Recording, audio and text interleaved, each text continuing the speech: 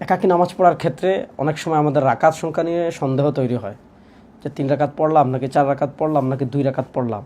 দেখেন, জামাতে যদি ইমাম সাহেবের সন্দেহ তৈরি হয়, তিনি রাকাত সংখ্যা ভুল করলেও মুক্তাদিরা লোকমা দেওয়ার অপশন থাকে, মুক্তাদির লোকমা অনুযায়ী তিনি নামাজ শুদ্ধ করতে পারেন। কিন্তু একাকী নামাজ পড়লে তো মুক্তাদিও নাই, লোকমা দেওয়ার কোনো সুরতও নাই। এক্ষেত্রে আমি কি করব? এক্ষেত্রে আমরা যেটা করব যে আমাদের প্রবল ধারণা যেই কোনো রাকাতের সংখ্যার ব্যাপারে যদি থাকে, তাহলে প্রবল ধারণা অনুযায়ী নামাজ শেষ করে ফেলবো। এক্ষেত্রে আলাদা কিছুই করা লাগবে না।